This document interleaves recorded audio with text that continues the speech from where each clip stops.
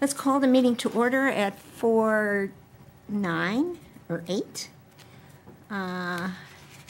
Today, August 20th, 2025.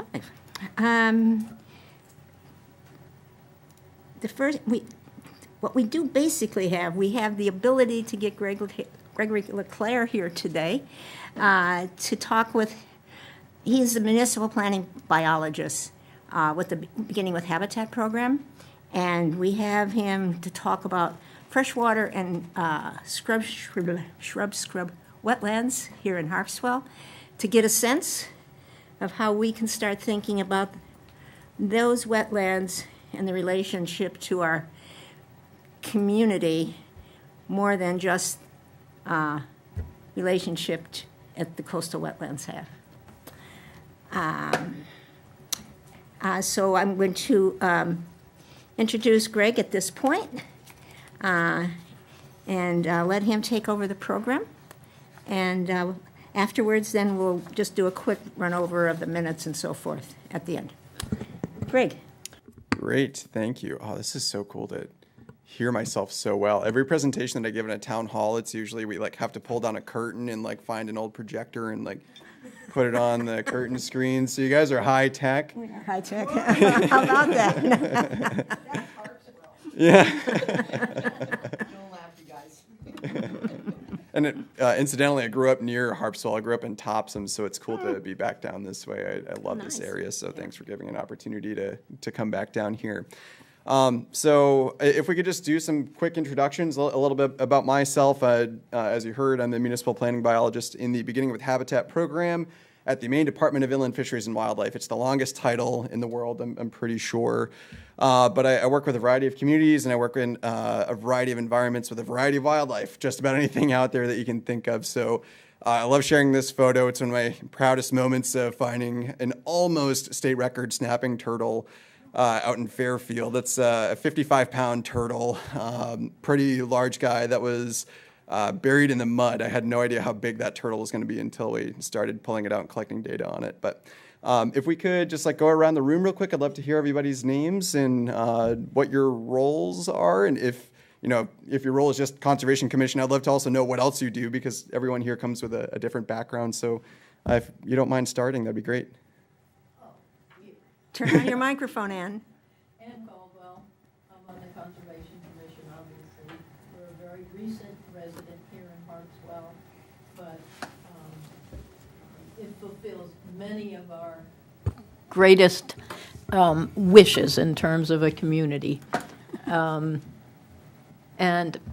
I have many years of experience in prior places in volunteering in local government, particularly with regard to planning issues and conservation, land conservation issues. Excellent.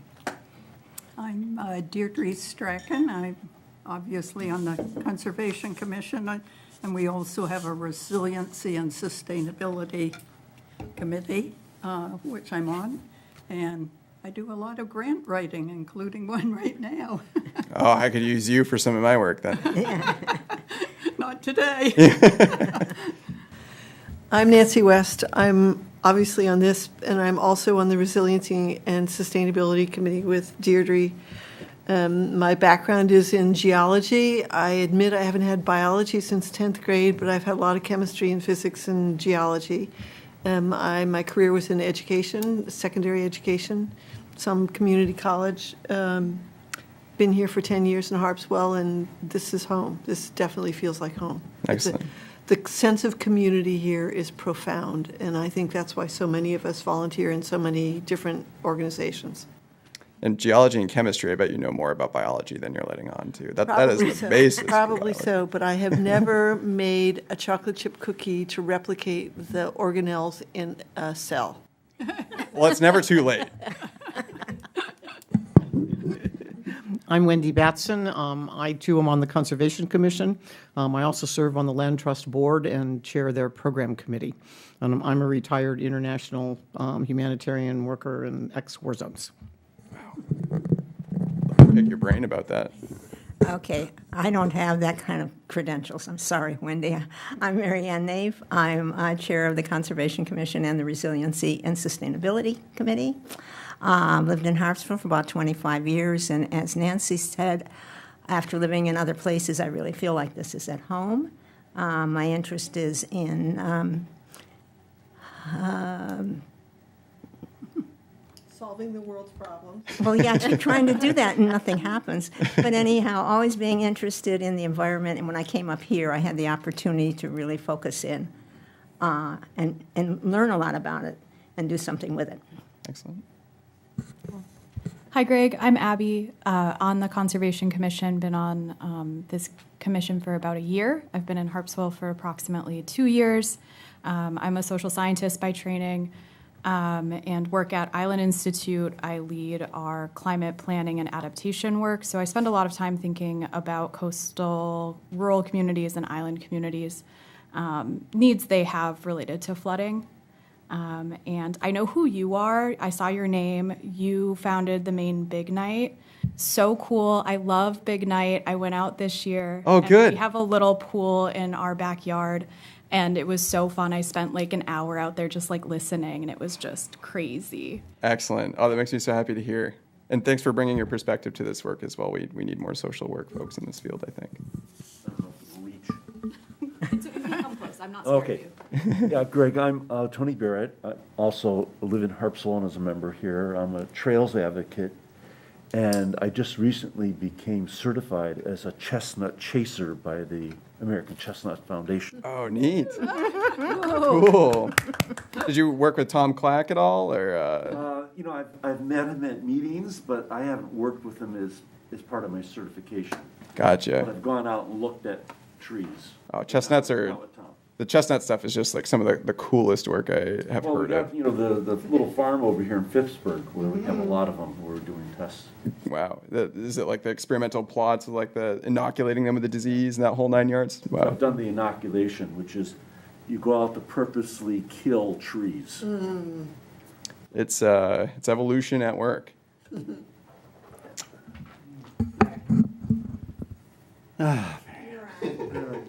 Tim with codes. I have nothing as substantial as these other people. Just no. I'm Tony with codes. Tim and Tony with codes. Yeah, Margaret. She has to give up her good seat. I know, it's my favorite seat. I'm Margaret McIntyre, the Harpswell town planner, and I have lived in Harpswell for most of my life, but I grew up here. Yeah, yeah. Awesome. Do you want the slides? The slides are not on the recording. You want to, you know what I'm saying? Really fast. Oh, yes. I didn't know if that was a problem we could fix now, or if you wanted to insert them later.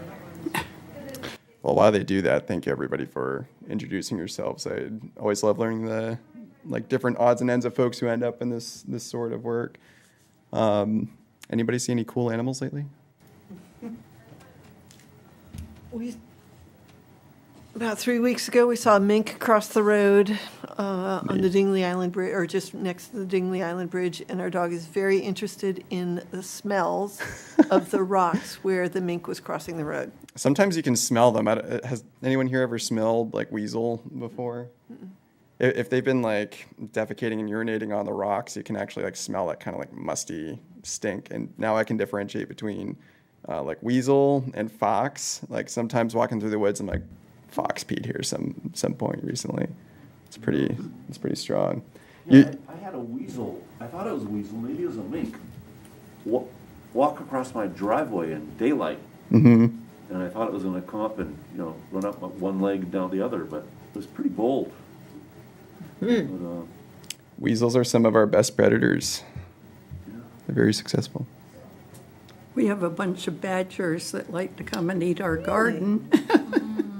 Really? Yeah, and they climb under the fence, and they're really good at eating the tomatoes and Do you mean like groundhogs? groundhog. Yeah. Yeah. Yeah, they're pretty good at taking out some people's gardens. They haven't touched mine this year. I've been pretty lucky. We have a critter What you got? which is very neat. We don't have a fence around the tomatoes, but even partly ripe tomato instantly disappears. No tracks, no mess, no destruction of the plants, very neat and tidy. And no debris left of any sort of the tomato. It just picks them and goes away with them.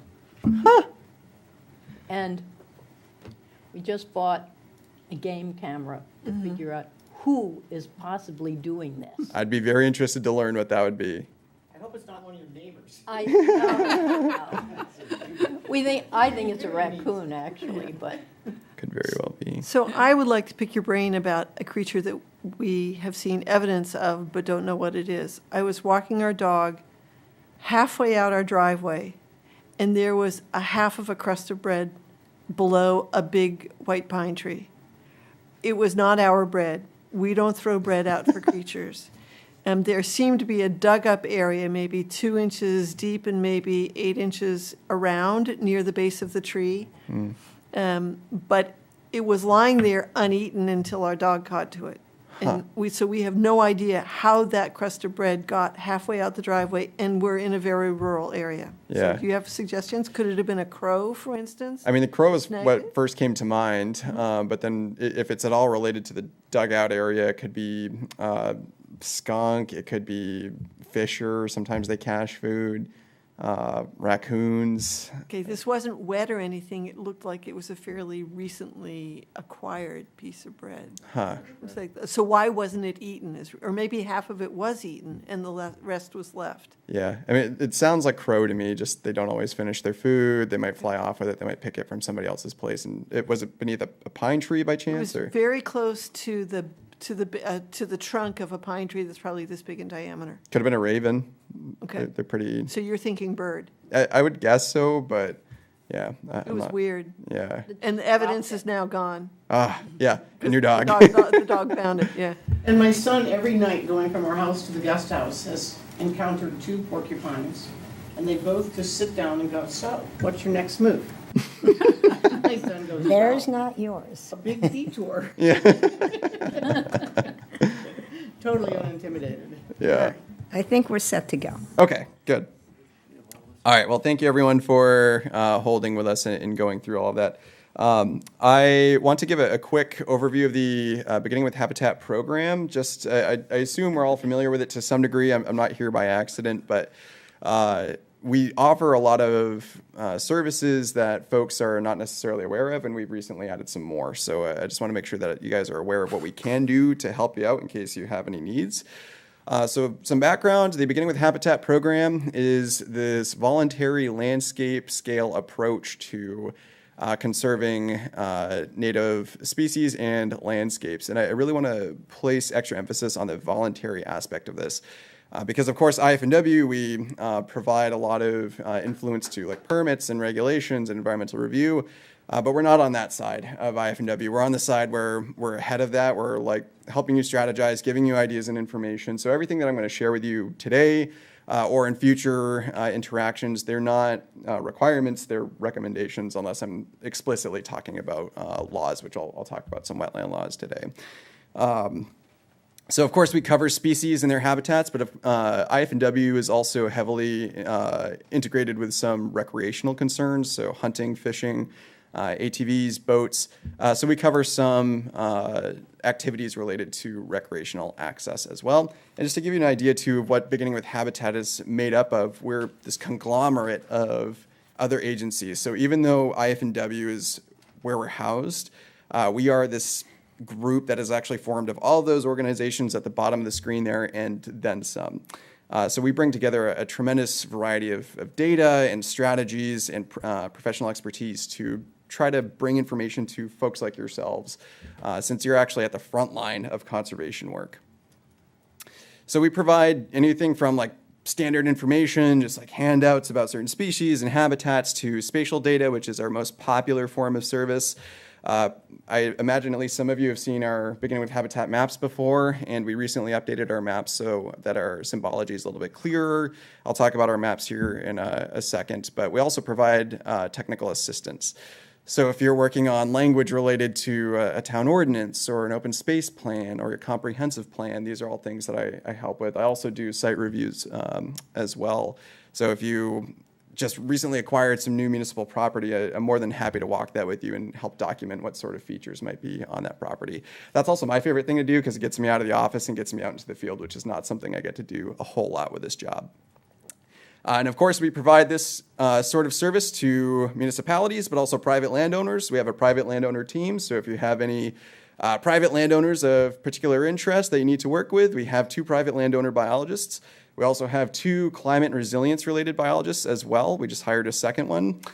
We have a GIS specialist, and who am I forgetting here? I'm forgetting one of our specialists, I think. Oh, me. It's probably the other service, the town side of things, which this position was just added a year ago. So this is a relatively new arm of Beginning with Habitat. Now, the reason for Beginning with Habitat and also my position existing is because we have over 400, almost 500 organized towns in the state that are basically allowed to make land use decisions on their own. I mean, of course, there's guidance that is involved in this, but when you have 492 separate entities making their own land use decisions, that means that somebody who makes a decision in one town may not be doing something that would be in harmony with the town next to them, or be doing something that would be in concordance with what we want to see in the state. So we're trying to provide like a compass, I guess, to help guide landowners, municipalities, and other folks who are managing lands around the state. And this is especially useful and important given that a lot of these land use decisions don't elevate to the point of state review. And a lot of these decisions are being made by folks who are volunteers and may not have been doing this for their entire lives or may have different backgrounds. And we just want to provide that opportunity for guidance and that sort of quote unquote North Star. Now, all of our products are available online, so if at any point you want to see what a property may have on it for known resources, that interactive map viewer in the top left is probably the most useful thing for you. It's just like Google Earth or Google Maps. You scroll around, you can flick on different layers, you can see what's around for threatened and endangered species or significant wildlife habitats. Of course, we don't know where everything in the state is. That requires some survey to be done, but it's probably the most comprehensive set of data that you can access. The stream viewer in the top right is great if you want to see what your town's culverts are like. So people have gone out and surveyed culverts all over the state of Maine and provided information about how aquatic organisms could pass through them or if they can. So if you want to know how aquatic organism passages in your town, that would be a great resource for you. And at some point, that will be blended into that interactive map viewer there in the top left. The online map database in the bottom left is where you'll find sets of quote-unquote print maps available for download or for print based on towns. So if you want to get a set of Harpswell maps, they will be there. They're all organized alphabetically by town. And there's 3 sets of maps in there. So there's aquatic habitat maps, high-value plant and animal habitat maps, and then the habitat connectivity maps. We used to have something like 7 or 8 different maps, but we've boiled it down to just 3 now. And I don't know if you have access to GIS here, but if you do and want to poke around with data even more, you can request GIS data from us and we'll send it right to you. So that's the lowdown on Beginning with Habitat. Now we're going to talk about wetlands, specifically focusing on the woody wetland types later in the presentation. But starting with a really elementary part of wetlands, and I apologize that this is probably a little small to read. It's always hard to know how small a screen is going to be before a presentation. But the reason I want to start at this level, even though we all can probably imagine what a wetland is and we know to some degree what a wetland is, the reason for doing this is because there's a handful of definitions out there, and everybody defines them differently. So from the general, most basic ecological definition, a wetland is where water and land meet. Yeehaw, sparks fly. Like who saw that one coming? But with Maine DEP, which is the agency that is most responsible for regulating wetlands in the state, their definition, and this is paraphrasing a little bit, it's condensing their definition down, is areas of standing water that support or could support aquatic or semi-aquatic vegetation. They cannot be a part of a great pond, river, stream, or brook.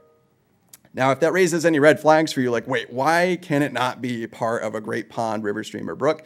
It's because that already lands in state minimum shoreline zoning. And they're trying to prevent overlap between laws that already exist. So based on this, I would say that shoreline zoning probably came first, and then the main DEP wetland definition came in.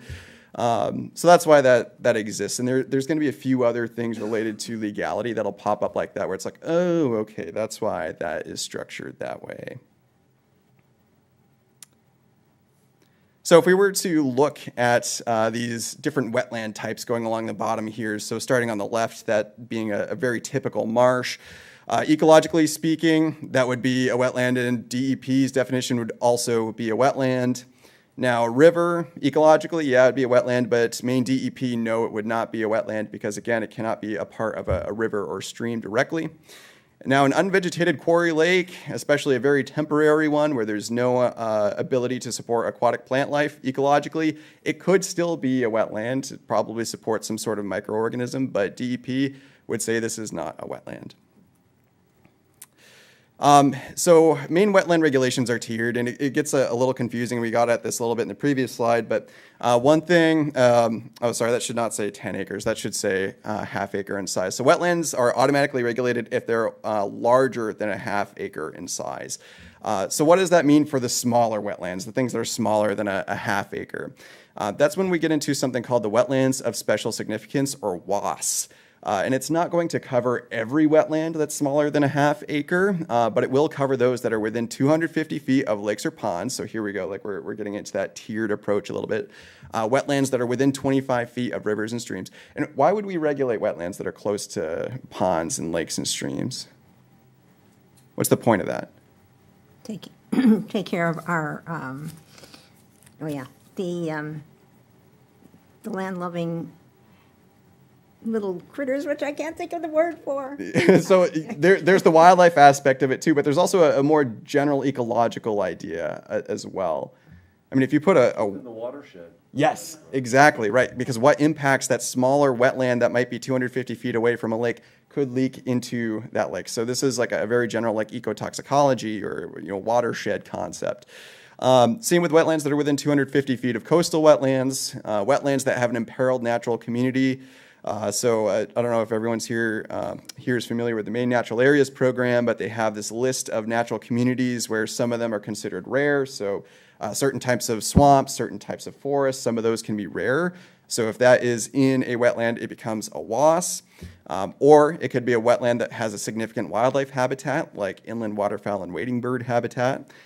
If it has more than 20,000 square feet of emergent aquatic vegetation, or if it has peatlands, or if it has floodplain wetlands.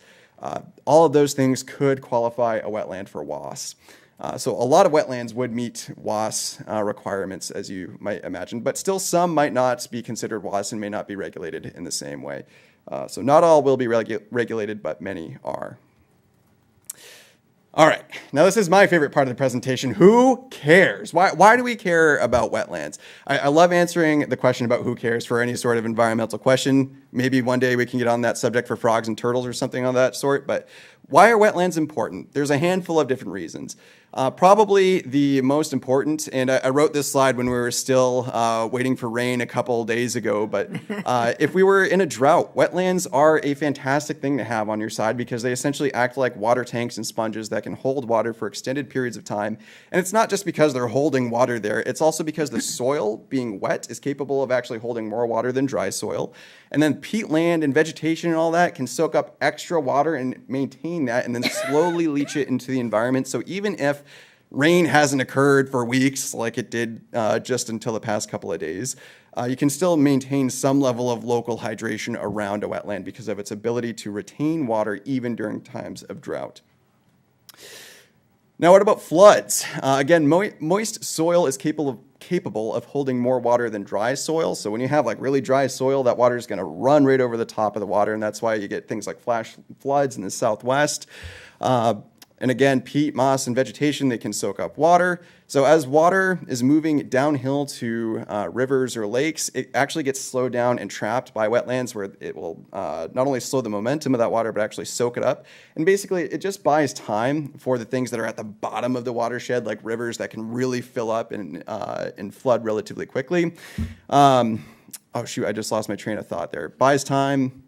Oh, and allows the rivers and lakes to basically breathe for a second, release that water before they get much higher. So it's a really important thing to have for flood resistance. So water comes down the hill, hits the wetland, kind of tumbles around in here for a little while. Wetland might even grow because it's absorbing all that water, releases it more slowly into the environment. You get a lighter flood load.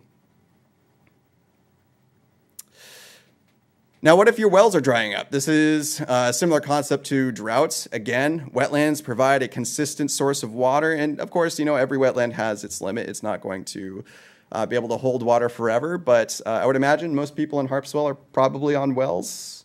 Yeah? Oh, yeah. All right. I can't imagine there's, city sewer running through much of Harpswell. No. Neither. Yeah. So having a wetland nearby means that you're less likely to run out of water at some point, or you might need not need to skimp on water so much if you're in the middle of a drought. And this is a big deal if we're talking about things like aquifers, where aquifers are drying up in western U.S. States where you're starting to get quote-unquote water wars. Hopefully it never comes to that case out here. We're a little bit wetter and a little bit more lush, but certainly an excellent thing to have on your side. Now, water cleanliness is also affected by wetlands as well. And I'm not saying that you could get water so clean from a wetland that you can go drink from it and be okay. Pretty much all fresh water in Maine, and I believe in the northern U.S., has Giardia in it. So please don't take this as an excuse to go drink water out of a wetland. But theoretically, water that is rushing down a slope into this wetland is going to be relatively dirty, carrying dirt or leaves, vegetative matter, whatever. But in a wetland, it is allowed to settle down, and then that water is going to filter out into the soil or continue moving down the watershed and be theoretically a little bit more filtered out than when it initially came in. So again, don't go drinking water purely from a wetland, but theoretically it should clean water at least a little bit for us. One of the more cool things that wetlands do, and something that's getting a lot more attention, is how wetlands are capable of protecting structures and shorelines. They break energy from wave action, and this is tying into the idea of living shorelines, which is a practice that's being encouraged more by DEP nowadays, rather than using things like riprap to protect your shores. You could plant wetland vegetation that will actually break that wave action, and if you've got a house that's like right next to water and you need to protect that, there are some living shorelines practices that are pretty effective at protecting structures. So they're becoming more common. I believe DEP is planning on publishing a manual called Our Shore, where it should have suggestions on different living shoreline practices that I actually helped write when I was an intern with DEP, so hopefully you'll like it. Now, the thing that ties the most in with wildlife is how wetlands are biodiversity hotspots. Anytime you have two habitat types, especially two very different habitat types meeting in a certain place, you create a place where you can access a variety of different resources in a small space, and that means a lot of wildlife is going to hang out there. So it should be no surprise that wetlands are some of the most biodiverse locations in the state. Of course, you're going to have aquatic species, you're going to have semi-aquatic species, and then almost all terrestrial species need to access water at some point in their lives. I forget what the statistic is in Maine. It's something like 80+% of our species need to be hanging out near permanent bodies of water so they can at least drink. Some of them need to breed in them. Some of them just need to sit in those bodies of water, like frogs. They just absorb it into their body, and they need that to function. But also really important is that wetlands frequently form travel corridors for wildlife. So this makes a lot of sense for things like fish, right? Because fish, there's a lot of migratory species out there, but even things like brook trout, they need to move between different wetlands, especially if one area is drying up and they need to get to deeper water or find better spawning habitat. But even our terrestrial wildlife will use wetlands as travel corridors as well. And I don't mean that they're going to be like walking through the middle of these wetlands, but if you think about yourself, if you were traveling through a wooded landscape and you came up to a big lake or pond of some sort, you don't want to go through it. You want to go around it probably, and most wildlife are the same. And we see a lot of our data reflecting this, where wildlife will follow shorelines around the edges of lakes, ponds, rivers. And that's why a lot of towns actually focus on conserving shorelines as a quick and easy proxy for protecting the most wildlife with the least land possible. So in Maine, we have a handful of different freshwater wetland types, and this is the broadest set of definitions that is available. This is the Maine DEP set of wetlands. But I mentioned the Maine Natural Areas Program earlier. They have dozens of different types of wetland definitions. So if you want to dig into different types, there are more out there. But in the broadest sense, we have marshes, wet meadows, peatlands, shrub swamps, forested floodplain wetlands, aquatic bed wetlands, and vernal pools. And those underlined ones are the ones that I'm going to talk about today because they're all associated with woody wetlands and they all have some things in common.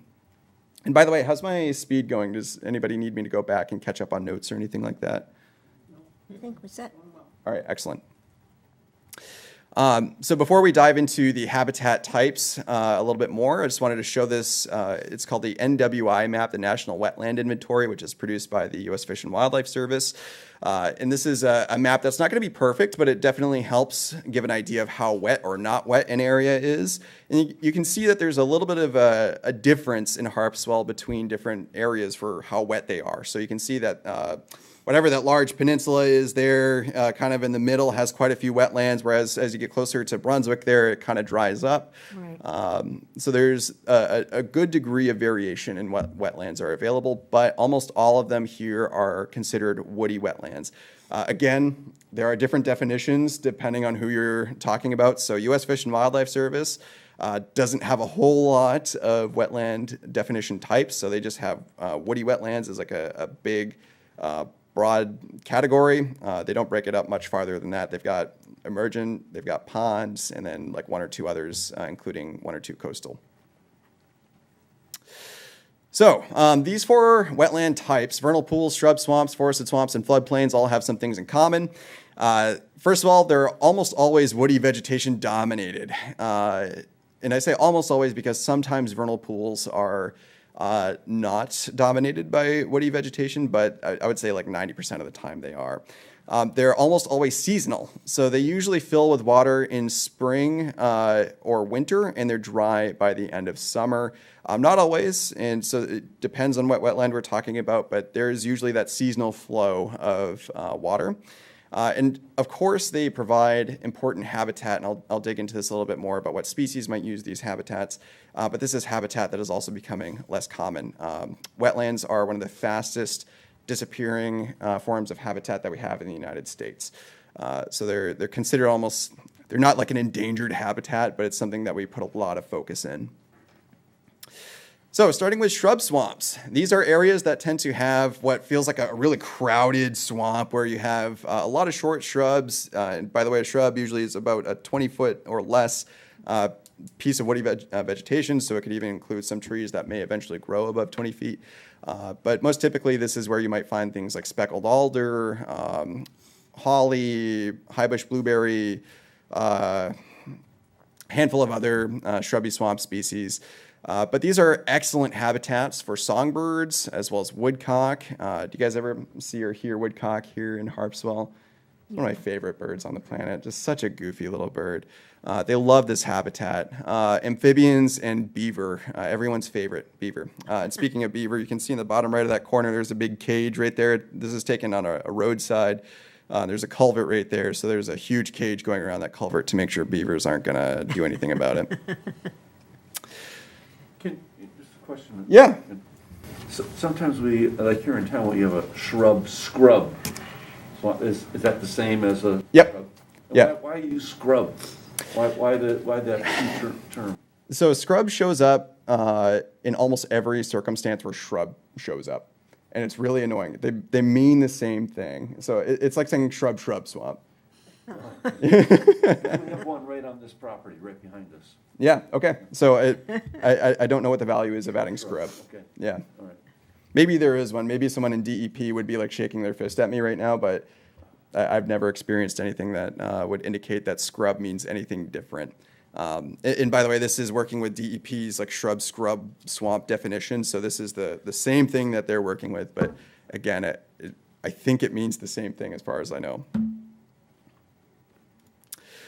Forested swamps. These are pretty neat spots, and they tend to be one of my favorite places in the woods because depending on the time of year you go, you might not actually know you're in a swamp, or they just tend to have like this like ancient feel to them sometimes, especially if you're in a cedar swamp. Because you have these like cool cedar trees all around you and like really rolling, like rooty, rocky, and mossy topography. It's really a neat place. So these tend to be mature forests that are at least partially inundated, and again, tend to be a seasonal element to this. Again, tend to have either cedars or hemlocks or ashes, and these are really important habitats for deer. And does anybody know why that would be? Anybody a deer hunter here? So deer require areas that are sheltered from snow in the winter.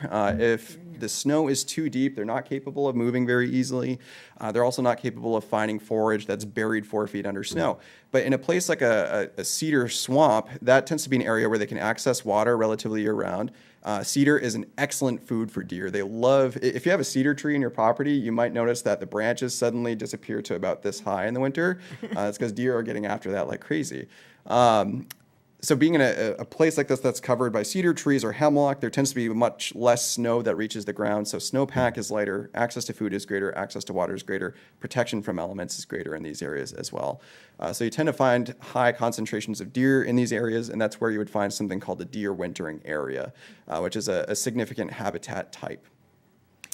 Greg? Yes. When I look at the map, or some of the older maps, that would be called a deer yard? Yep. And they're designated on the map? Yep. And another important thing to clarify for deer wintering areas or deer yards is that a lot of them have been remapped in the past couple of years. Okay. And with that remapping, a lot of them in southern Maine have been removed just because our winters are no longer severe enough to warrant considering a place a critical habitat for deer at this point. Mm-hmm. Turtles, by the way, some species of turtles like spotted turtle, blanding turtle, and wood turtle, both or all three being state-listed species, tend to like areas like forested swamps. Of course, amphibians as well, and they tend to be great places to find rare plants like orchids. And that includes, what are the pink and gold? Lady slippers? Lady slippers. Does that include lady slippers? Yes, yep. So in my experience, lady slippers are most frequently found on banks of streams or in areas immediately adjacent to forested swamps. Forested floodplain wetlands. This is probably the most important wetland habitat type when we're talking about people. Reason being, I'm sure at least a couple of us here have some familiarity with floodplains and why they're important, but a floodplain being, this really flat space of land right over the high water mark of a river or a lake. And basically it spreads out floodwaters really far and wide and dissipates that flood really quickly. So really important for protecting people and structures, and this is why you have to have special considerations if you're building in a floodplain, and many towns have floodplain ordinances, but really important for people, but of course also very important for wildlife. This photo I took of a floodplain that you can actually see from the road in Unity. I don't know if you guys ever travel up to Unity, but maybe next time you're up at Common Ground Fair coming up next month or something, take a drive down Prairie Road, and you'll see this beautiful silver maple floodplain swamp, and in the winter, you would not believe how many ducks are in there. It does not freeze up all the way. It is a great place to be a duck where it's sheltered from the wind. You access food all winter long. Of course, plenty of access to food and supplies if you're a beaver. Turtles go crazy in places like this as well. Just really interesting habitat type. And then if you see it in the dry season, it's almost eerie, like when you go into a floodplain forest, because it's like really empty floor. There's not a lot of leaves, not a lot of shrubs, but like really tall trees around you. And sometimes it feels like you're in the Pacific Northwest, like really big trees with like ferns all over in front of you. It's a really neat spot. Now, vernal pools, my favorite habitat type to mess around with, but also certainly one of the most contentious types of wetlands in the state of Maine. These are really difficult to detect. You cannot easily find a vernal pool from satellite imagery or other remote sensing. You typically need an on-the-ground survey to determine a vernal pool. So what a vernal pool is, it's a small temporary body of water that may be found within the previous types of wetlands. Basically, again, they fill up with water in springtime and they dry out by the end of summer, and that makes them naturally fishless. And that makes them a great nursery habitat for things like spotted salamanders, wood frogs, and blue-spotted salamanders, which have adapted their entire life history around vernal pools. They're some of the only amphibians that can lay their eggs in a body of water that dries up so rapidly. In fact, the faster that pool dries up, the faster those amphibians will produce growth hormones and develop. They're one of the only animals that can handle such a temporary body of water. And by the way, another very cool animal in that vernal pool would be the fairy shrimp. And you'll see a picture of them on the next screen. But did anybody have sea monkeys growing up? Mm-hmm. Okay, so sea monkeys are fairy shrimp. And the reason why sea monkeys were popular back then is because you could actually mail them as eggs. They can survive almost any condition when they're in their little egg. And they can actually survive for hundreds of years as an egg. So if you find a vernal pool that has fairy shrimp in it, it could very well be that those fairy shrimp were laid as eggs before European settlers even made it to the continent, which is a really amazing life strategy because suddenly you have your ancient ancestors' genes popping up in a pool, and then you have the new guys that were just laid last year, and just results in this like crazy biological cacophony going on. Yes? So if you have wood frogs, to say if you hear wood frogs in the spring, does that mean by definition that that body of water is a vernal pool? No. Okay. So wood frogs can breed in almost any wetland habitat type. But if you have a body of water that doesn't have like permanent aquatic vegetation, like if it doesn't have cattails, if it definitely is temporary, if it's not man-made, and if it has at least 40 wood frog egg masses, that could qualify as a significant vernal pool, which we'll get into in just a second. And also, despite being basically large puddles, these are really important habitats for not only the amphibians and the fairy shrimp, but other species as well, like turtles, deer, bear, owls. This is one of the best places to see an owl hunting is a vernal pool in the spring. And owls at this time of year in springtime are starving, so folks might assume, all year long they're just, snacking on rodents and whatnot. But if you were to actually look into the stomach and the crop of an owl in springtime, it is almost always loaded with salamanders and frogs. It's a really neat phenomenon. Same with bears. They're just waking up from hibernation. They just burned a ton of body fat, and they need something really quick. The chicken nuggets of the forest are in these things. So they're going through these and sucking up as many of these as they can. And even turtles, 80% of their annual caloric intake comes from vernal pools. They go in there, they eat tadpoles and eggs, and that's 80% of their calories for the year comes from them just visiting those pools for just a few days. Yeah, don't get me started on vernal pools, guys. So now the trick here with vernal pools is that a lot of them don't have aquatic vegetation. And remember, this is a requirement for DEP to consider something a wetland. And another important concept here is that DEP will only start regulating impacts to wetlands if the impact is going to impact more than 4,300 square feet of a wetland.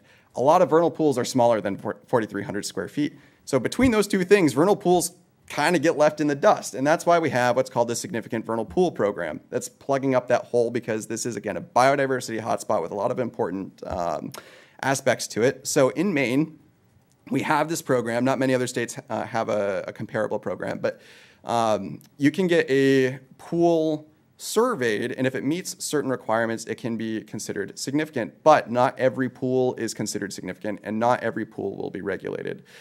So for a pool to be considered significant, it either has to have 40 wood frog egg masses, or 20 spotted salamander egg masses, or 10 blue spotted salamander egg masses, or fairy shrimp, or any presence of a rare, threatened, or endangered species.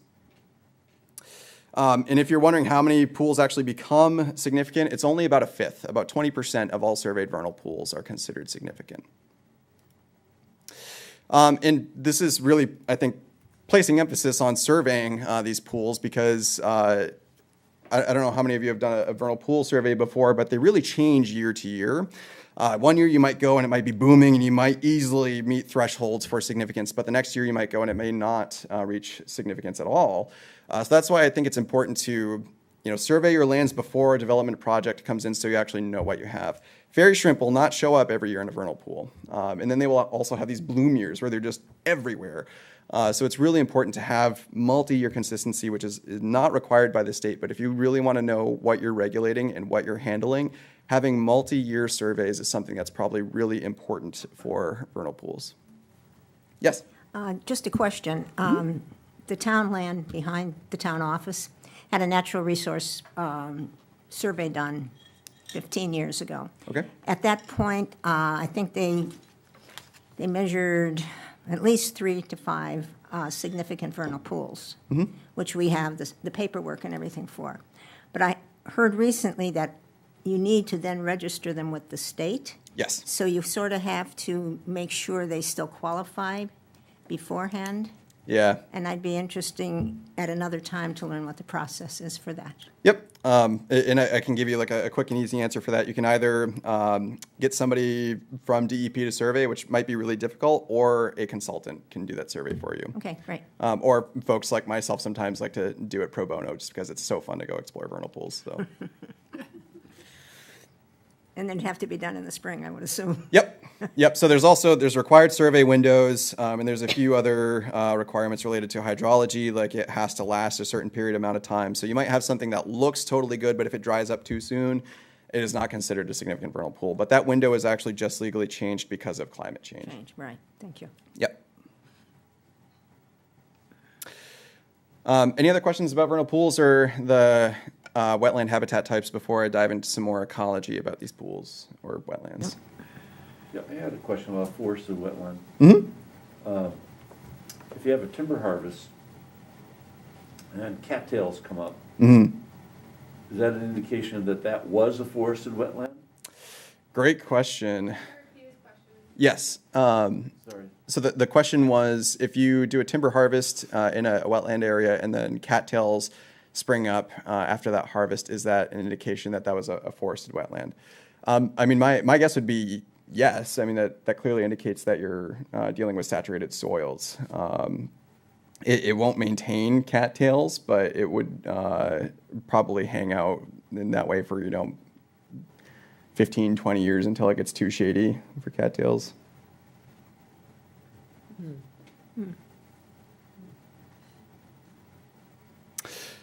Okay. So some more information about the ecology of forested wetlands. Again, a lot of them tend to be fishless, which means that you have a really unique ecosystem where top predators are no longer fish. They can be other things. They can be insects. They can be baby salamanders. They can be, any number of different critters. And if you look in these wetlands at the right time, you can also see what might remind you of coral reefs where, little schools of invertebrates are swimming by, and then, here's the big predator baby spotted salamander coming in and sucking up a couple mosquito larvae and whatever. So you also get these baby factories that are producing amphibians and invertebrates, which means that we have huge energy and nutrient production for the surrounding environment. So for example, 14% of our annual nitrogen deposition in our forests comes from wood frogs alone.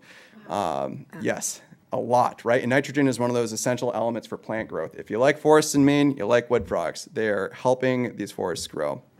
And I like to think of these seasonal wetlands as like a breathing cycle where they inhale water in the springtime and then towards the end of summer they're exhaling energy and nutrients, which can go far and wide. I mean, a wood frog can travel miles away from these pools or wetlands from where they were born. And they're bringing that to areas that may have never been close enough to even see or smell these wetlands. So they have a really profound impact on the ecology of the surrounding landscape.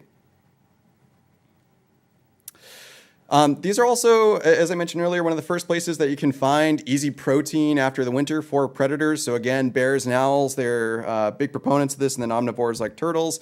And then also some of the earliest herbaceous plant matter grows in seasonal wetlands. So thinking of things like skunk cabbage and other wetland plants. For critters like deer and moose, that's probably pretty welcome after a long, cold winter. So these last few slides, just a few ways that you can get involved with forested wetlands as a conservation commission. Again, I think the most key thing is just surveying lands prior to land use decisions. I mean, there will be surveys that are done in response to those decisions, but having that done preemptively rather than reactionary will give you time. It will give you a better understanding of your area. And again, things like vernal pools will not show up on maps, so it really requires being boots on the ground and doing these surveys. There are a handful of ways that wetlands are considered in towns beyond state requirements. So, of course, we have our state minimum shoreline zoning requirements. Some towns go beyond that, so they might extend what the buffer is around those habitats. They might have a setback requirement. They might include certain types of wetlands. So I was saying earlier that Augusta actually has vernal pools being considered as part of their shoreline zoning. Which will not work for every town, but it might work for some. Other wetland habitat types like forested shrub or forested floodplain, those are other types that you could consider adding like an extra buffer to. But another thing that I like to emphasize is open space planning because I believe Harpswell has an open space plan. Yes. Yeah? All right, awesome. Thank you guys so much for having that done because that's something that a lot of towns are just catching on to now. But having that inventory of what important habitat types exist and what do we want to do with them, that is such a good thing to have done. So well done, Harpswell. Another important consideration is keeping wetland complexes as connected as possible because you get a lot of interchange between those complexes, not only between water, but of course wildlife. So water needs to flow from A to B, and sometimes if you interrupt that flow with a road or a structure, that can change how the habitat functions. But critters need to bounce between wetlands as well. So thinking of things like amphibians or turtles, or even a bear just waking up from, again, its hibernation. It needs to bounce between some of these wetlands to find resources. The more connected these things are, the more efficiently these critters can survive on the landscape. Some of the ways that you can do this include improving culverts for fish passage and other aquatic organism passage. Again, going back to that map that I had talked about earlier with the mainstream habitat viewer, you can get an idea of which culverts might need improvement in order to have aquatic passage. Maintaining habitat patches through conserved lands or open space requirements. So let's say you're throwing in a subdivision. The town of Winslow has some really good model subdivision requirements where when you put a lot in, it needs to have X percent of open space, and it needs to not only be conserved, but it needs to conserve the important resources on the property, and it needs to connect them to other patches of open space. And that plugs a lot of holes related to like sometimes you throw a subdivision in and like a patch of open space is conserved, but it's essentially useless. It might not conserve anything of any real value. So those are some ideas. Another more interactive one that's pretty fun is creating and distributing and maintaining wood duck nesting boxes. Wood ducks were not doing very well a few decades ago, and now they're doing much better, but you can still construct and maintain wood duck nesting boxes, which is something I used to do a couple years ago, and it's always fun to pop those open in the winter and see how they did and see what other critters might be using them. Sometimes you pop them open and a mouse jumps out at you, or you might find like a dead swallow or a bat, or folks have even found saw-whet owls in these things. It's always fun to check those out and just a great way to help maintain the wildlife in your area. And plus, other wildlife will use these as well. Again, swallows, declining group of birds, they really like these things as well. Is that a clutch of wood duck eggs? That is a mix. So hooded mergansers, I don't know what their strategy is with this, but if a hooded merganser pops into a box where a wood duck has already laid eggs, they'll lay like 30 eggs right on top of it and be like, all right, I'm done, and then like take off. So you'll see like there's some like kind of olive green and brown eggs in there. Those are wood duck.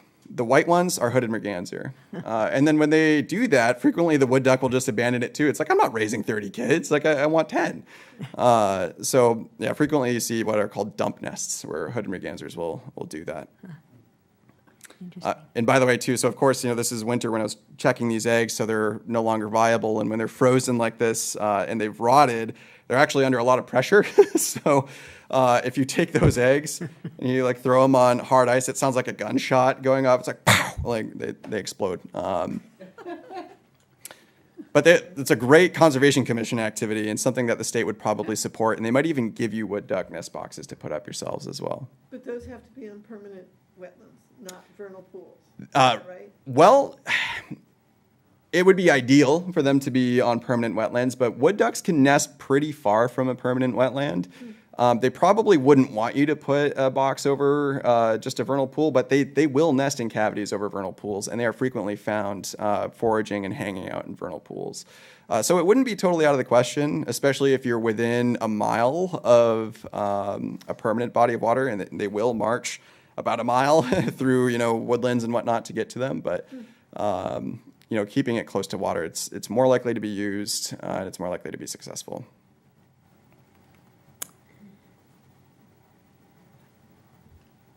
I was thinking of what you were saying, and I always think of, well, Deirdre, remember, because we worked on the open space plan together. Our open space plan has focus areas. Oh, yes, yeah. Okay. And they're basically not regulated per se, but they are suggestions for keeping the area open. I'm thinking about this, and I'd love to be able to work with you later to see how we might use the focus areas that are there already and beef them up a little bit to take care of some of the situations we're thinking about now. Okay. To make the wetlands in that area more robust. Can I give you a quick homework assignment? Sure. Look into Brunswick's wildlife habitat overlay. Okay. I think I have, but I'll look at it again.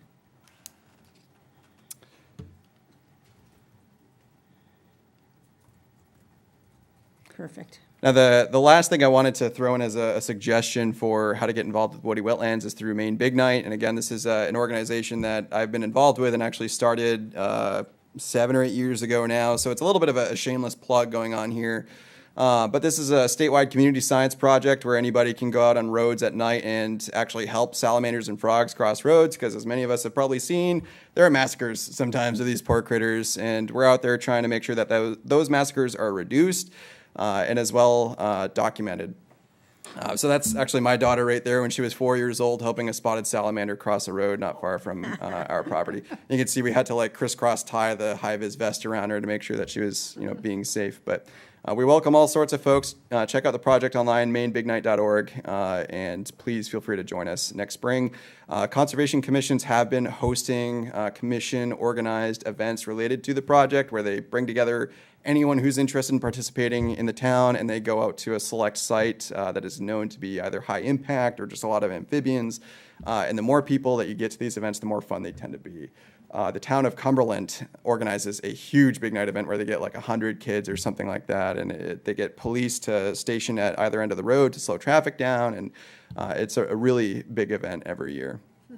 And we're crossing our fingers that our first wildlife crossing structures will be installed in Orono coming up in the next few years based on our data. Forest Avenue in Orono. Yeah, did you go to UMaine, or are you familiar with the area? Yeah. Yeah, so Forest Avenue and Stillwater Avenue are some of our highest impact sites in the state. Yeah, my first big night was back in the UMaine Orono woods. Oh, really? Yeah, you probably know Bridie. Bridie McGreevy? Yep. Yeah, she was on my committee. Cool. Yeah, the woods behind UMaine Orono are just crawling with amphibians. When you say structures, what do you mean? Underpasses. So when you have a road, you can either build a structure going over the top of it, which costs about 10 times more than going under it. So you can design culverts that are built for terrestrial wildlife passage, and they can be small for amphibians, like about yay high by about yay wide, or they can be, massive bridge structures. So I was just in Colorado a few months ago looking at them for. Yeah, so there's overpasses and there's even huge underpasses, and they could be for bison and elk and deer out there. And here in Maine, we just built a handful of them on the new I-395 to Route 9 connector in Brewer. It's a several-mile extension of 395, and that has wildlife crossing structures all through it. They're built there for deer, aquatic organisms, small mammals, and there's fencing, 6.5 miles of fencing on either side of the road to direct them to those crossing structures, as well as our first what are called jump outs in the state. So if an animal makes it onto the roadway, there are one-way exits to make sure that they can get off and not get back on. How do they make them one way? They make them tall on the side coming into the road, but short on the side going away from the road. So it looks like a small hill if you're leaving the road, but if you're coming back, it's a wall. So if you're a deer and you can't see what you're jumping to, you're not going to do it. But if you're coming from the roadway and you're like, okay, I need to get away from these scary cars, it's not a big deal for a deer to jump down. It can see where it's going. But coming to the road, it's not going to jump up. Yeah, it's pretty neat engineering stuff. I've loved getting involved with those things.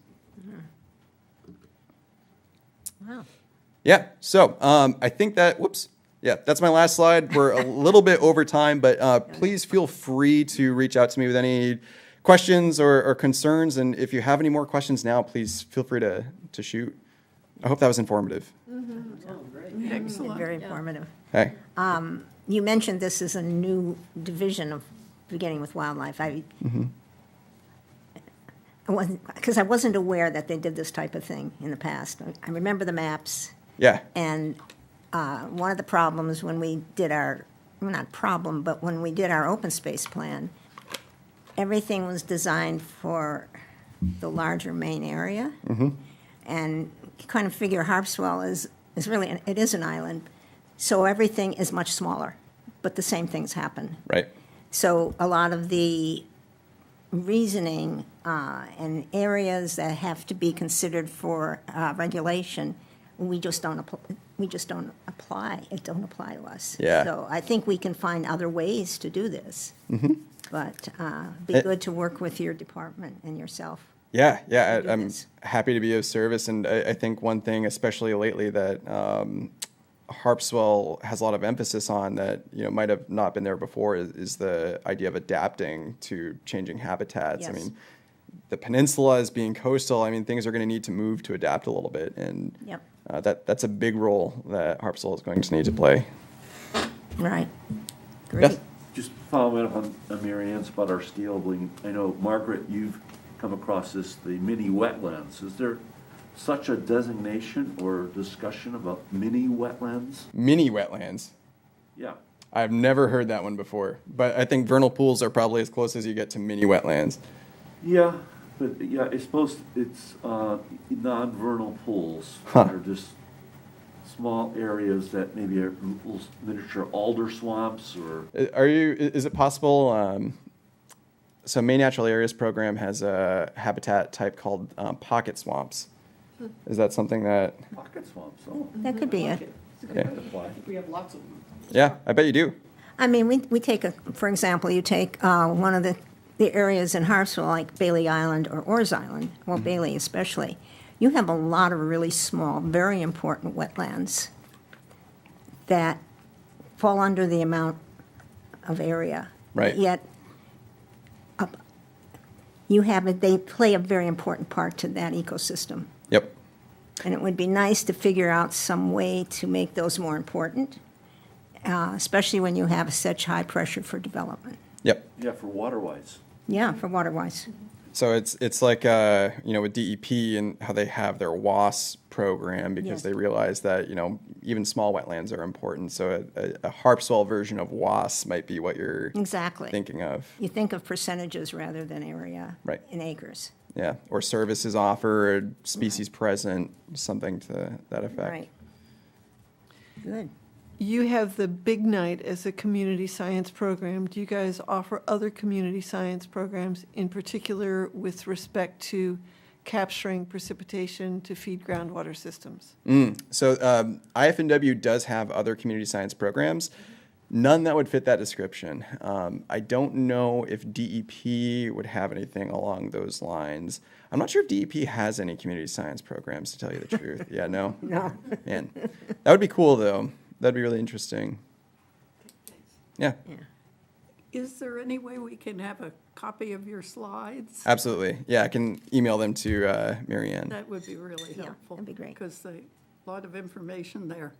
Right, and we We are, could use in the future, if you don't mind. Yeah. and that's good point, Deirdre, because we are going to have this available online for later viewing, but it's always nice to have a copy of the slides because you Yeah. can use them to review much later on. Yes. Yeah, I'm sure a lot of this will be out of your minds by the time you get to dinner tonight. So, Yeah, Yeah, that would happy be to. very helpful. Great. absolutely. How often do you update your map? Yeah, so the town maps are not necessarily updated on a schedule, but we update them anytime a town is in comprehensive planning.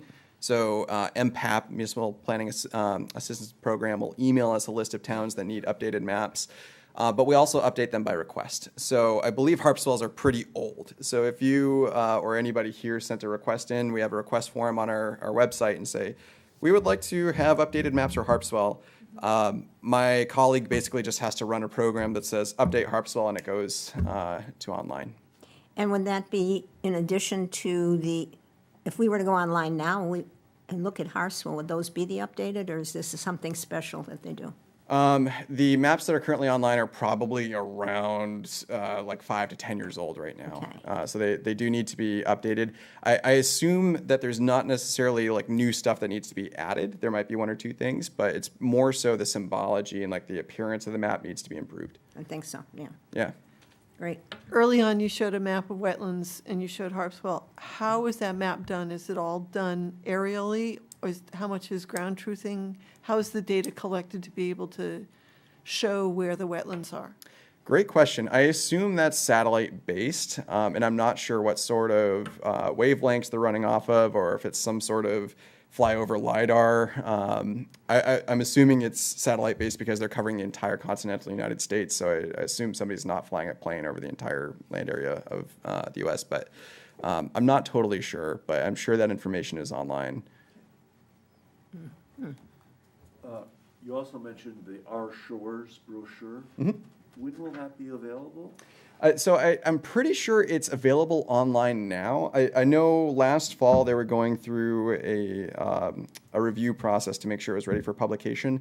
I believe it's ready now, but don't quote me on that. So if it is ready? It's available online. I can send it to the group. And Great. they're still, I think, so they just launched the Shore Corps Steward program. And I think they're like making some edits to it, but I think it's live. We use it a lot at my work. Good. Excellent. Great. Good. Does the Coast Department have any questions? It would take too long. Our problem is a lot gets listed, and nobody says anything until the day it's sold. And then, oh my gosh, it has 10 vernal pools on it, or it's a wetland, and they'll call, and I'll say, well, is it a wet area? Is it a wet land? And just like now listening, it could be just a wet area for right now, but still be very important. But I don't know what the setback should be. We don't know how it should be classified. You know, we're just, then, you know, who do we call to verify that? I don't know. Yeah, and I think your job is complicated by the 20 different ways to define a wetland. Because I've had, on a certain, oh, that's a vernal pool. I said, well, I've talked to Mary Ann about it, and I believe everything that I've read, we only have 3 that have been verified. So they're not in that areas, but I'm saying it could still be a wet area. And I've walked them, and then, yeah, they're wet. But, you know, it's just the lay of the land. Yeah. Yeah, so in that case, you're probably needing to reach out to DEP. The trouble is they've been a little short-staffed and things are very backlogged at the moment, which is a real bummer for you guys. So sometimes you're able to hire some folks who are able to do a wetland delineation and tell you what you actually have and what you need to be thinking about. But I do not envy the position that you're in with that. And then I have to go and get it in the budget. Then we did do that for one project, and I walked the whole property with that person. Yep. And then they could, you know, oh, that's a so-and-so plant, that's a so-and-so plant, that loves wet feet, that doesn't. So, and that was the only way that we could determine whether or not it was or wasn't in the resource protection. Yep. And that's very frustrating, takes time, takes money, takes a lot of coordination. Yeah. And people don't want to wait that long, they want to get going, they want to build, they want to do their thing, whatever it is. So a strategy that I've seen that helps appeal to that issue, you know, when you designate certain resource areas where, you know, we protect the things in here and we give them more consideration, the things that are outside that could have expedited permitting processes that might reduce that load or reduce the amount of time it takes. So, but that requires some verification to know, like, whatever resources are here, it's okay to have like an expedited, permit or whatever it might be that you're on to. I can't think of any examples of towns that have done this off the top of my head, but I know it has been done. And I'm happy to try to dig out that resource if you think that would be useful. Yeah, because it's not important, would be helpful to you. I mean, if the town were to do some type of an overlay map, then you would have something to work with. Right. You don't have that now. These are some things I think we can think about on the Conservation Commission of how we can start moving in another direction. We had one lot that was just sold, and like I said, as soon as it got sold or under contract, I had every neighbor call me and said, it's wetlands. So I went there, when I went by, I took pictures of all the wetness and where it was draining, and to get an idea how much water was there. But until the person comes in and asks for a permit, I don't know what to do. So I feel like that's a really important role the Conservation Commission could be playing is filling that gap. Right. And in this case, it's definitely wet, but it's not shoreline zone Right. because it's not big enough and it's forested. So, and then the codes is the middleman telling a property owner that they have to hire a wetlands scientist. And they're expensive and they're in short supply and. Yeah. Yeah.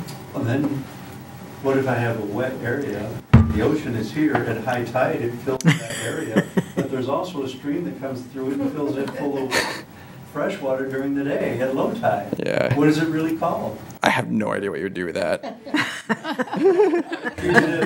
If salt water goes into it, it's resource protection. Yeah. But the road commissioner in this area says, that's just a freshwater pond, Well, freshwater pond's a lot different setback than resource protection. So Yeah. I'm lost again. So I think rule of thumb that you can carry with you in situations like that is usually the stricter regulation applies. So if there's any chance like salt water is coming in, just assume it's the stricter reg. That's what we've done. Yeah. Yeah. Man. I don't know how you guys like fit that amount of information in your heads and like you got to think about. That's why Margaret got out. She said, I'm out. That's why we are looking at other ways, like what other things do we zone, what other things do we protect? Yeah. Yeah, what, we have the issue that we're trying to solve, and what other ways can we come at it Right. that would help codes? Because any ordinance we put in has to be voted on by 5,000 people or whatever in town because we're of our type of government. So. Yeah, and especially too, I mean, so another big aspect of our program is related to housing and land use planning. And, in this day and age where, I'm 30 years old, I have a PhD and I have a daughter and I can't find somewhere to live. So we got to be, building houses, but like, where do we build and how do we build in a way that's like quick and efficient? So that's why we're looking at this, trade-off of like, okay, let's preserve the areas that are most important and designate the areas that it would be most okay to develop and expedite the processes there. So we can solve both problems simultaneously.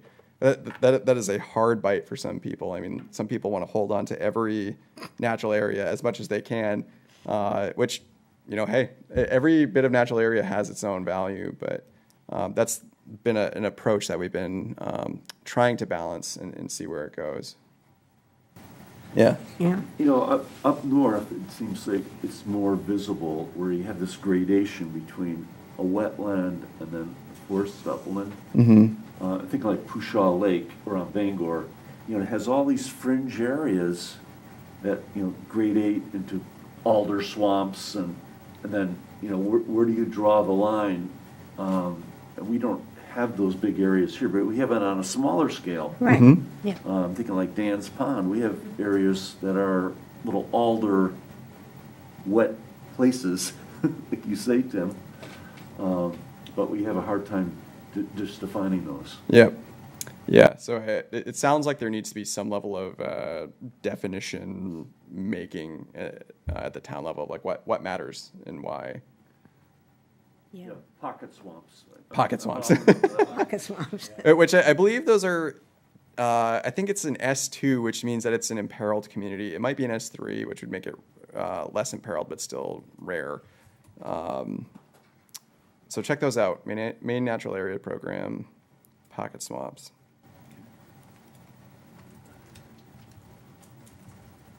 Will do.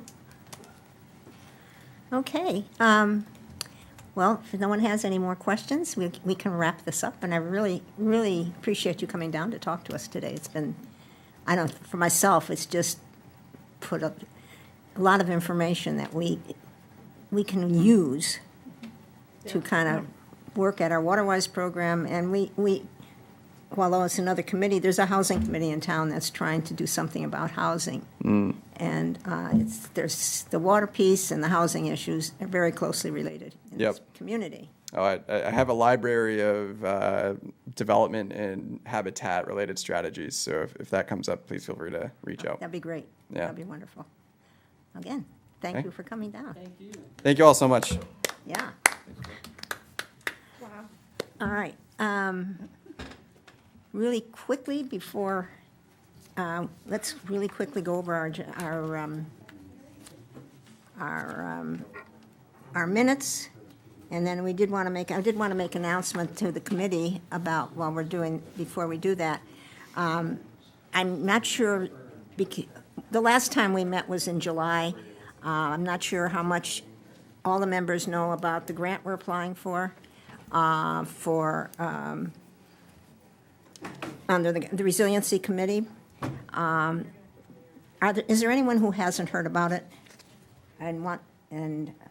but anyhow,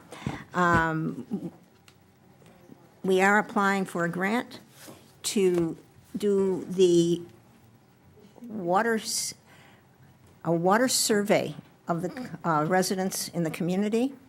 And we will then have a hydrologist who does work for the state now, Carol White. She is preparing a quote. We have a ballpark figure of $40,000 to $50,000. We are applying for a grant to do this survey, which will deal with learning where people's wells are, which we've been talking about. And the way we'd be doing it would be with a survey, not an online survey. Basically, we'll have a questionnaire that goes out to all the residents or property owners in town. They would fill out the questionnaire. They would go out to their yard and look on a map, online map, and put their tag on where their well is. And basically that will upload with the coordinates that can then be given to the state to get our wells in place. Also, the Resiliency Committee was working on putting together a resiliency booklet for sustainability. We are incorporating that into the grant as well. We figure that will cost in the neighborhood of $10,000. So we are incorporating both of these projects into the grant. It will go to the selectmen tomorrow night, which will be go over the whole basic process. I'm not going over the grant specifically, but the general idea of the parts of the grant. The draft is here. It's online if you care to look at it. But wanted to let everybody know we're doing that. And it's going to go in on August 29th. And with Deirdre and Ken Omeg and Nancy and who is the fourth person? Jay McCrate. I went on vacation and they put it together, which was so cool. They did such a great idea. And Deirdre has been the taskmaster. You just keep everybody in line and take care of all the changes and make sure that everybody gets them. So I'd be happy to send a copy of the latest draft if anybody's interested. So that's where we are on that. And keeping our fingers crossed. We are also talking to Holly over at the the Schiller Center tomorrow morning, because I'm trying to get how they might support two programs, actually. We talked about, on the Waterwise program, giving another program in person in the fall on erosion. And after being over and sitting at the Living Center at the Coastal Study Center and looking at the wonderful landscaping that they did after they did the work, which is all done in native plants, it just looked like that would be a great place to have that program. And so I'm going to talk to her tomorrow about how they can help us with that program, and also then help us with the grant and getting the information out on the WaterWise The survey. The well survey. The well survey, yes. So that's going to happen tomorrow morning, and then we'll see how that shakes out so that we can add that to the grant. Okay. Any questions? Okay. Oh, it's not about that. It's just- Another question.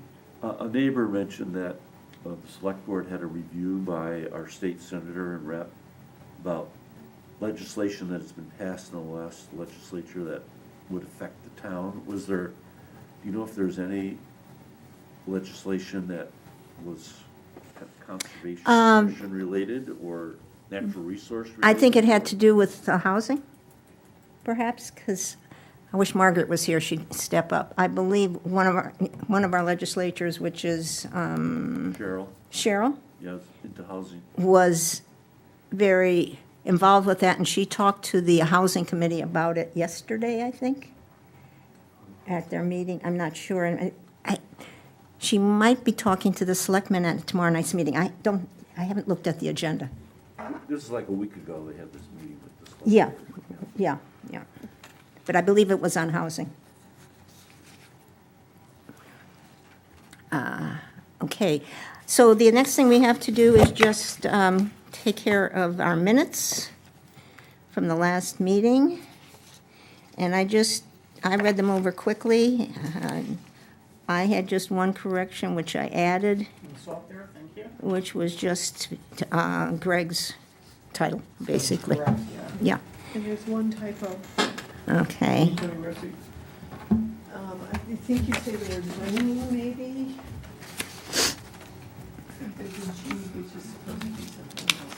I got that, a G, which is supposed to be a K. Okay, thank you. Do you know where it is? It's under old business, Harpswell, pesticide ordinance, Ordinance. line 3. Second word. Right before JW. Oh, we think. That's an article, we think. We think. Things Yeah. that think, boom, done. Okay. Okay, I have a motion to approve with correction. I so move. Okay, Nancy, Deirdre, second. All in favor? Okay. And you going to take care of that? Thank you, Wendy. With that, is there any other information we'd like to bring up tonight? And I do think it would be great when you guys have the final version of that grant that's going in, send it around to all of us, because We will. Yeah. Yeah, I'm yeah. going to take it to the program committee for the land trust so they can begin thinking about the program. Great, because you've already committed to doing a program for this grant, so that's great. Some heads up early on. They probably appreciate it. We won't hear till January, so. Yeah. We have a little time. I think there should be a program about Big Night, but I have no, Yeah, I wrote I that have down no as well. input with the land trust. No, that sounded good. And the Land Trust had a big night years ago. I remember Rob Bryan was involved with it, but it was a long time ago. I think having Harpswell do a Big Night in whatever way will open lots of people's eyes to the importance of wetlands. Yeah, yeah, Value. yeah. And kids would think it's, and lots of. Enjoy it, Lots yeah. of grown-ups would think it's cool too. Yeah. Like hearing wood ducks is like these little quack, quack, quack, quack, quack, quack. Oh, yeah. Not wood ducks, wood frogs. Oh, I think that kind of awareness is really beneficial. Yeah, he brought up some interesting things that we could start working on when you just think about as far as outreach to the community with little programs that could get people to start working more, thinking more about the wetlands before we try to regulate them more. Thinking about the value that wetlands Yeah, right, to us and all the other creatures. right. Okay, our next meeting is on, The The third. 3rd and the 17th in September. right. And we, by the way, Jamie has started a new job, and he's working in Portland now. He's not sure how soon he will be able to start working from home. He doesn't see that happening for the first few months. But we do have to start talking about the next meeting, this erosion program that we've talked about having, and if we're going to be able to pull that off this fall, and how much he can help us with that. Okay, other than that, it's 5:30. I think we can adjourn.